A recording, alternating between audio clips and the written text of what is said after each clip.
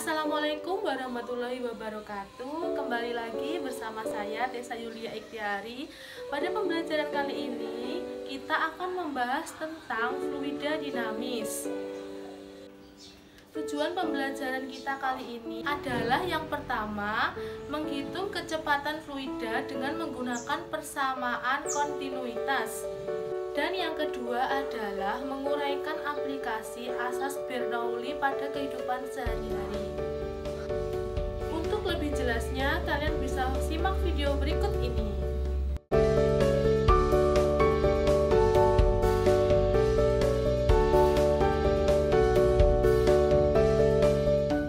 Nah, untuk materi selanjutnya adalah fluida dinamis. Masih ingatkah kalian apa itu pengertian dari fluida? Ya, fluida adalah zat yang mengalir. Tapi kali ini kita akan mempelajari apa itu fluida dinamis. Fluida dinamis adalah fluida yang dalam keadaan bergerak atau mengalir. Gerakan fluida dipandang sebagai fungsi tempat dan waktu.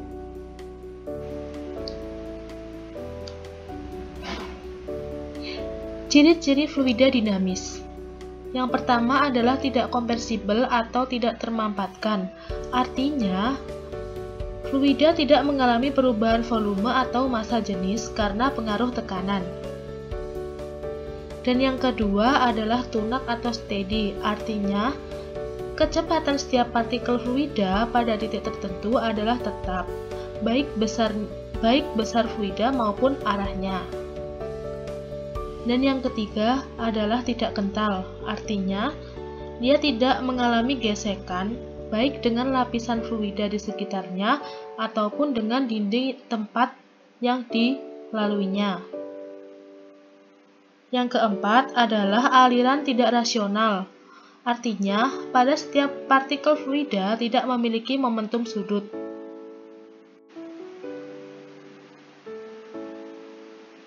Jenis-jenis fluida dinamis ada dua. Yang pertama yaitu aliran stasioner atau biasa dikatakan aliran lurus atau laminer. Dan yang kedua adalah aliran turbulen.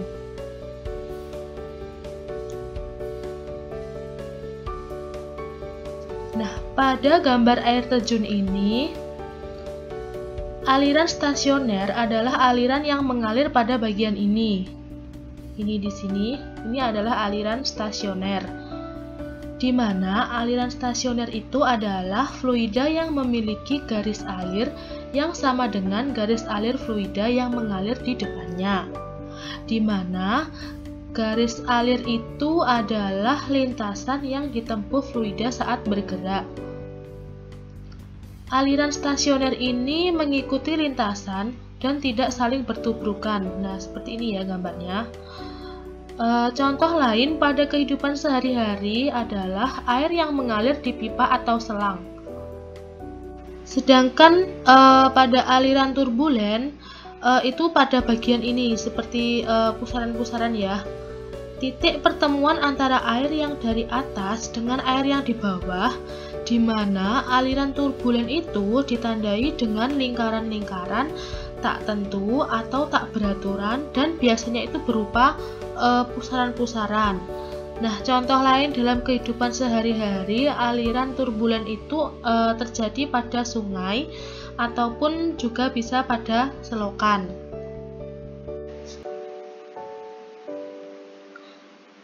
Untuk selanjutnya adalah persamaan kontinuitas. Pada fluida ideal, hasil kali antara laju aliran fluida dengan luas penampangnya selalu tetap. Biasanya ditulis dengan persamaan A1 dikali V1 sama dengan A2 dikali V2, di mana A itu adalah luas penampang dan V adalah kecepatan fluida.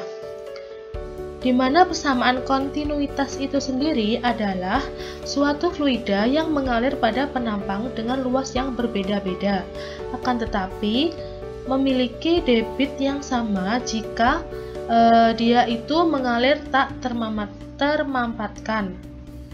Nah, pada gambar ini terdapat luas penampang 1 atau ini A1 dan terdapat luas penampang 2. Nah, contoh kehidupan sehari-hari dari persamaan kontinuitas adalah sumber aliran yang bersih kemudian disalurkan pada rumah-rumah yang kecil sehingga pipanya menggunakan pipa kecil.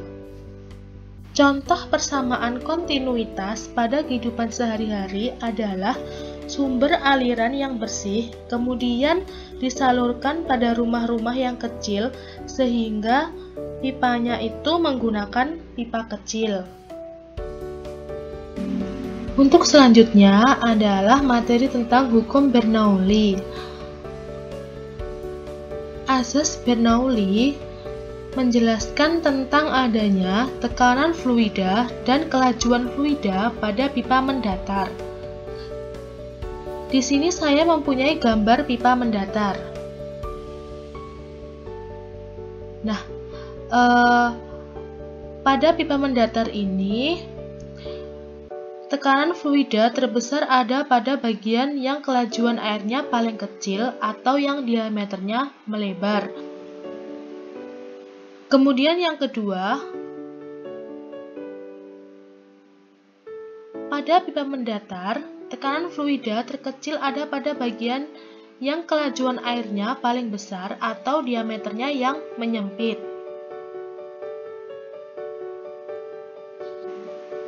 Untuk selanjutnya adalah mengenai hukum Bernoulli. Apa sih hukum Bernoulli itu? Di sini hukum Bernoulli itu menyatakan bahwa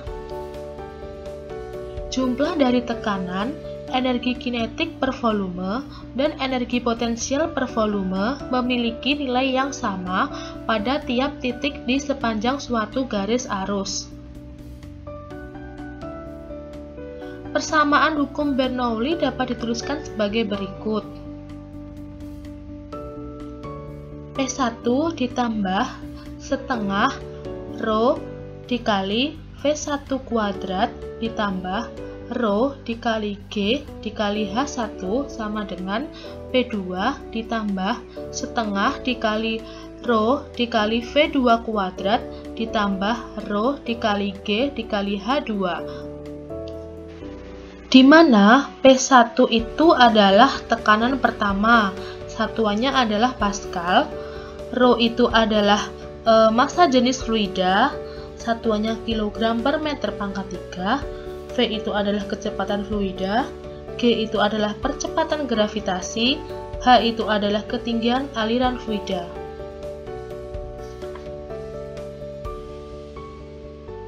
Hukum Bernoulli juga dapat diterapkan dalam dua kasus, yaitu pada fluida statis dan fluida dinamis. Yang pertama, untuk fluida statis. Dengan menggunakan nilai V sama dengan 0, maka persamaan Bernoulli pada fluida statis adalah P1 dikurangi P2 sama dengan rho dikali G dikali selisih H2 dikurangi H1. Untuk yang fluida dinamis pada pipa mendatar, menggunakan nilai H1 sama dengan H2, didapatkan persamaan Bernoulli-nya P2 dikurangi P1 sama dengan setengah dikali rho dikali selisih dari V2 kuadrat dikurangi V1 kuadrat. Untuk yang selanjutnya adalah penerapan hukum Bernoulli.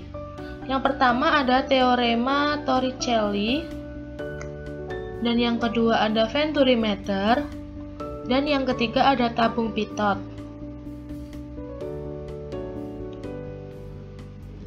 Selanjutnya adalah penerapan hukum Bernoulli yang pertama, yaitu teorema Torricelli. Teorema Torricelli itu menjelaskan bahwa jika suatu wadah yang berhubungan dengan atmosfer bagian atasnya kemudian memiliki lubang yang jauh lebih kecil dari luas penampang wadah di bagian permukaannya fluida, maka kelajuan semburan fluidanya sama dengan kelajuan gerak jatuh bebas benda. Di sini ada tempat semburan air, ini adalah lubang kecilnya, ini di sini. Nah, lubang kecil ini lebih kecil dari luas penampang wadah di permukaan fluida.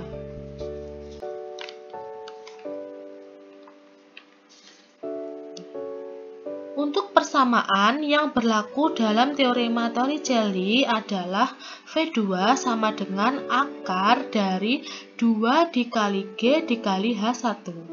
Untuk penurunan persamaan teorema Torricelli, yaitu Chi sama dengan A2 dikali akar dari 2 dikali G dikali H1, di mana Chi adalah debit aliran. Satuannya adalah meter kuadrat per second. Dengan X maksimumnya sama dengan V dikali T, atau bisa menggunakan X maksimumnya lagi itu 2 dikali akar H1 dikali H2. Selanjutnya, untuk mencari waktu maksimumnya atau T maksimum itu sama dengan akar dari 2 dikali H2 per G. Untuk yang kedua adalah venturimeter. Venturimeter itu adalah alat yang dipasang pada sebuah pipa untuk mengukur kecepatan aliran zat. Venturimeter ini terdiri dari dua, yaitu venturimeter tanpa manometer dan yang kedua venturimeter dengan manometer.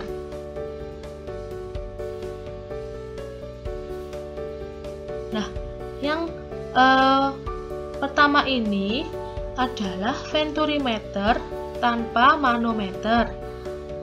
Gambarnya seperti ini ya, venturimeter tanpa manometer. Nah, untuk persamaannya itu adalah P1 dikurangi P2 sama dengan setengah dikali rho dikali selisih dari V2 V2 kuadrat dikurangi V1 kuadrat sama dengan rho dikali G dikali H. Nah, untuk kecepatan aliran itu juga bisa dihitung menggunakan persamaan V1 sama dengan akar dari V2 kuadrat dikurangi 2 dikali G dikali H. Dan untuk V2-nya sama dengan akar V1 kuadrat ditambah 2 dikali G dikali H. Venturimeter tanpa manometer ini memiliki hubungan dengan persamaan kontinuitas, yaitu diperoleh V1-nya sama dengan akar 2 dikali G dikali H per A1 dibagi A2 lalu dipangkatkan kuadrat dikurangi 1. Dan V2-nya sama dengan akar dari 2 dikali G dikali H per 1 dikurangi A2 per A1 dikuadratkan. Yang selanjutnya adalah venturimeter dengan manometer. Nah, gambarnya seperti ini.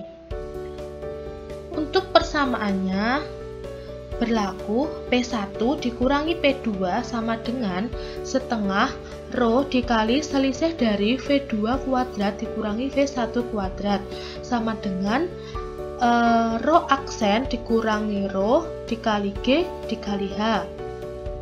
Nah, untuk kecepatan aliran dapat dihitung menggunakan persamaan V1 sama dengan A2 dikali akar 2 dikali rho aksen dikurangi rho dikali G dikali H per rho dikali selisih dari A1 kuadrat dikurangi A2 kuadrat.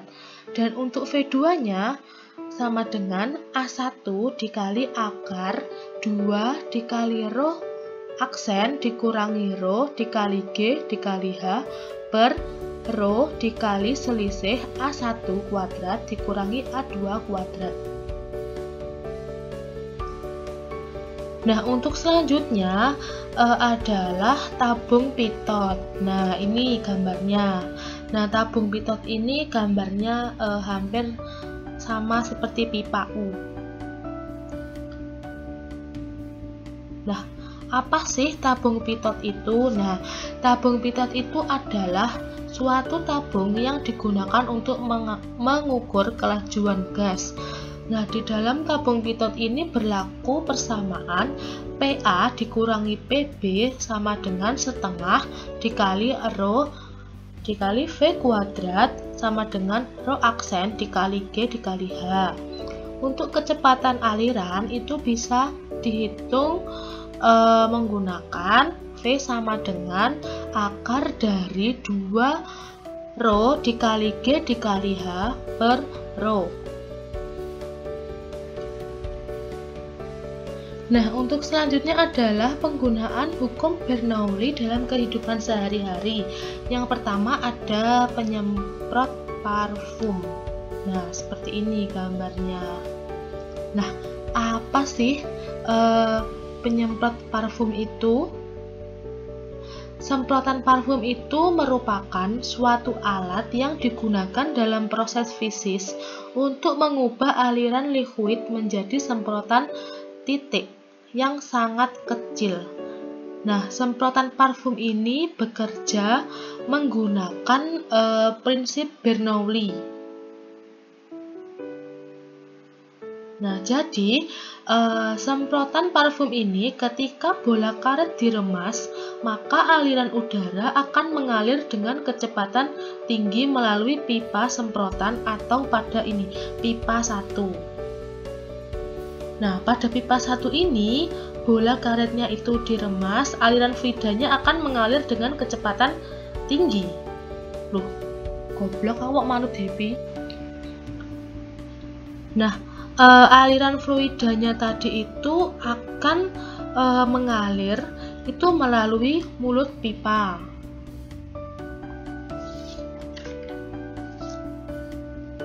Nah, aliran udara yang berkecepatan tinggi ini dia meninggalkan daerah dengan tekanan yang rendah sehingga udaranya itu di atas cairan parfum ini memiliki tekanan yang tinggi.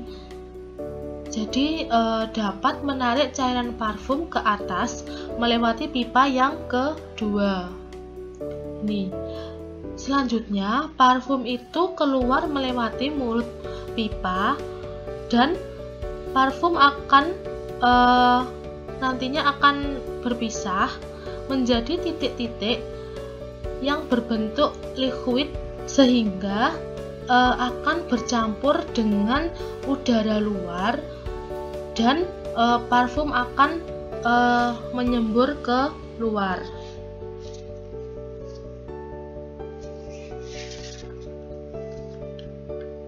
Berikutnya adalah cerobong asap. Nah, seperti ini. Cerobong asap yang baik itu akan tersambung dengan ruangan yang tertutup. Karena dalam ruangan tertutup itu tidak ada udara. Jadi itu bisa dikatakan cerobong asap yang baik. Sehingga nantinya akan menyebabkan tekanan menjadi besar dan asap yang dari cerobong itu tidak langsung tertekan ke atas. Begitu juga dengan bagian atas cerobong. Nah, nih, bagian atas cerobong itu harus didesain terbuka karena ketika angin yang berada di luar bangunan itu akan meniup ke atas cerobong, maka tekanan udara di sekitar akan menjadi kecil dan asap terbuang keluar. Begitu.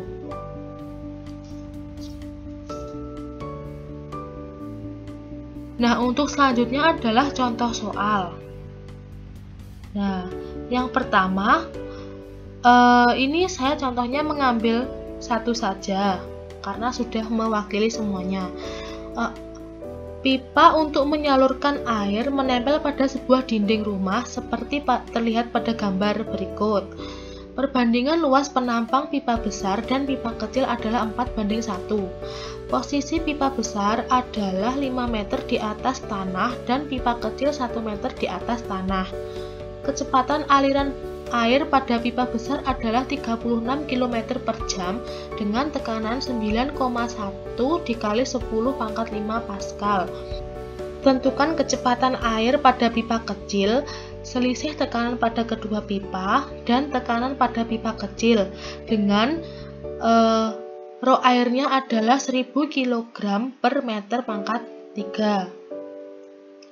Nah, ini diketahui H1-nya adalah 5 meter dan H2-nya adalah 1 meter. V1-nya adalah 30 km per jam, atau kalau dijadikan ke 10 meter, dijadikan meter itu hasilnya menjadi 10 meter per second. Nah, P1-nya adalah 9,1 dikali 10⁵ Pascal. Nah, A1 dibanding A2 adalah 4:1. Nah, A itu kan adalah luas penampang. Nah, jadi perbandingannya adalah 4:1. Ditanyakan kecepatan air pada pipa kecil, selisih tekanan pada kedua pipa, dan tekanan pada pipa kecil. Nah, untuk pembahasannya yang pertama adalah yang ditanyakan adalah kecepatan air pada pipa kecil. Itu menggunakan persamaan kontinuitas. A1 per V1 sama dengan A2 per V2, di mana V2-nya kita pindah ruaskan ke kiri menjadi A2 dikali V1 per A1. Nah, V2 sama dengan A2-nya tadi kan perbandingannya 4 dan V1-nya adalah 10 per A1-nya perbandingannya adalah 1, sehingga V2 adalah 40 meter per second. Nah, untuk yang kedua, selisih tekanan pada kedua pipa itu menggunakan persamaan Bernoulli, yaitu P1 ditambah setengah rho dikali V1 kuadrat ditambah rho dikali G dikali H1 sama dengan P2 ditambah setengah rho dikali V2 kuadrat ditambah rho dikali G dikali H2. Sehingga P1 dikurangi P2-nya disamakan dulu sama dengan setengah rho dikali selisih dari V2 kuadrat dikurangi V1 kuadrat ditambah rho dikali G dikali selisih dari H2 dikurangi H1. Sehingga P1 dikurangi P2 sama dengan setengah dikali massa jenisnya kan rho-nya menggunakan yang air yang 1000 kg per meter pangkat 3. Nah, ini 1000 dikali 402 dikurangi 102 ditambah 1000 dikali 10 dikali 5 dikurangi 1. P1 dikurangi P2 adalah sama dengan 500 dikali 1500 dikurangi 40.000. Jadi P1 dikurangi P2 sama dengan 750.000 dikurangi 40.000. P1 dikurangi P2-nya adalah 71.000 Pascal. Nah, bisa dibulatkan menjadi P1 dikurangi P2 sama dengan 7,1 dikali 10⁵ Pascal. Untuk yang ketiga, tekanan pada pipa kecil itu menggunakan berarti mencari P2-nya. Nah, menggunakan yang rumus tadi, P1 dikurangi P2 sama dengan 7,1 dikali 10⁵ Pascal. Nah, P1-nya kan 9,1 dikali 10⁵ Pascal dikurangi P2, P2-nya dicari sama dengan 7,1 dikali 10⁵ Pascal. Jadinya P2 adalah 2,0 dikali 10⁵ Pascal. Seperti itu. Nah, untuk selanjutnya adalah soal latihan.